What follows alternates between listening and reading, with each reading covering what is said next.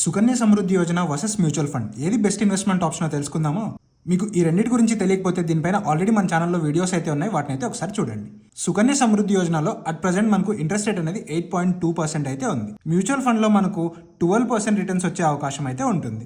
ఈ interest rate అనేది government every quarter revise చేస్తూ ఉంటుంది. ఈ రిటర్న్స్ అన్నది స్టాక్ మార్కెట్ యొక్క పర్ఫార్మెన్స్ పైన అయితే డిపెండ్ అయి ఉంటుంది. ఇక్కడ రిటర్న్స్ అన్నవి గ్యారంటీడ్, కానీ ఇక్కడ రిటర్న్స్ అన్నవి గ్యారంటీడ్ కాదు.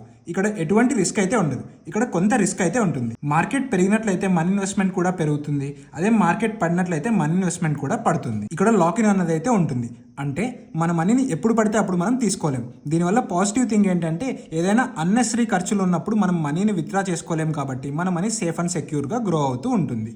ఇక్కడ నెగిటివ్ థింగ్ ఏంటంటే ఏదైనా ఎమర్జెన్సీ వచ్చినా కూడా మనం మన మనీని అయితే తీసుకోలేము. ఇక్కడ ఎటువంటి లాక్-ఇన్ అన్నది అయితే ఉండదు.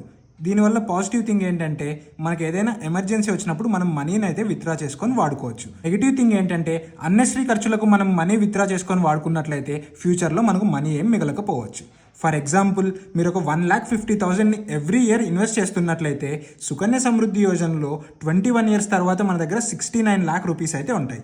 అదే మ్యూచువల్ ఫండ్లో 21 ఇయర్స్ తర్వాత మన దగ్గర 1,17 lakh రూపీస్ అయితే ఉంటాయి. ఇక్కడ దీనిపైన ఎటువంటి ట్యాక్స్ ఉండదు, కాబట్టి మొత్తం మనీ మన దగ్గరే ఉంటుంది. దీనిపైన మనం ట్యాక్స్ కట్టిన తర్వాత మన దగ్గర 1,05 lakhs అయితే ఉంటాయి. సో మీరేది ప్రిఫర్ చేస్తారు? కొంత రిస్క్ తీసుకొని మ్యూచువల్ ఫండ్లో ఇన్వెస్ట్ చేయడమా, లేకపోతే అస్సలు రిస్క్ లేకుండా సుకన్య సమృద్ధి యోజనలో ఇన్వెస్ట్ చేయడమా అన్న విషయాన్ని అయితే కామెంట్ సెక్షన్లో కామెంట్ చేయండి. ఇలాంటి మరెంతో ఇంట్రెస్టింగ్ ఫైనాన్స్ కంటెంట్ కోసం మన యు ఆన్ యువర్ ఫైనాన్స్ని ఫాలో అవ్వండి.